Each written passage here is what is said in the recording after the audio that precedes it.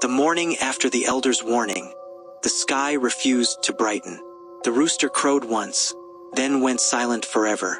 Even the air seemed to carry the weight of something ancient and watching. The villagers whispered to one another, afraid to speak loudly.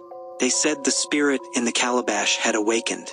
They said its anger was older than the forest itself. The shrine stood on the hill, quiet but alive, the kind of quiet that hums in your bones. The calabash sat there, wrapped in palm leaves and cowrie shells, its sides pulsing faintly like a heartbeat beneath the clay. Mama Noka went there first. Her hands trembled as she laid cola nuts on the ground. She said prayers, poured palm wine, and begged whatever spirit lay inside to sleep again. But the air around the shrine was too cold, too still. The wind itself seemed to be listening. That night, no fire stayed lit in the village. Even the stars hid behind the clouds. Then, just before midnight, a baby began to cry. The sound came from Tun's hut. Everyone froze. That was impossible. Tund had vanished 2 nights before. Only his shadow had been left behind, burned into the floor. Mama Noka ran toward the sound, clutching a charm of cowries and ash. The crying stopped. Then came a laugh. The kind that isn't quite human, wet and deep, as if something was laughing from underwater. The walls of the hut shook. The calabash, still in the shrine, began to rattle by itself.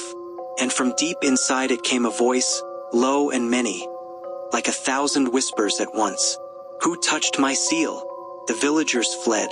But the priestess, the blind woman they called Mother Eye, did not move.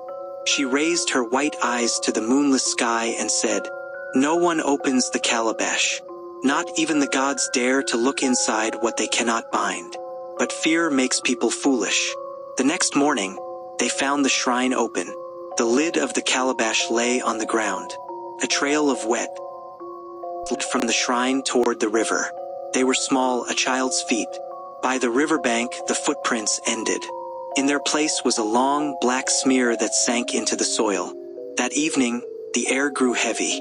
The drums in the forest began to beat. No hands played them. Smoke rose from the shrine, though there was no fire.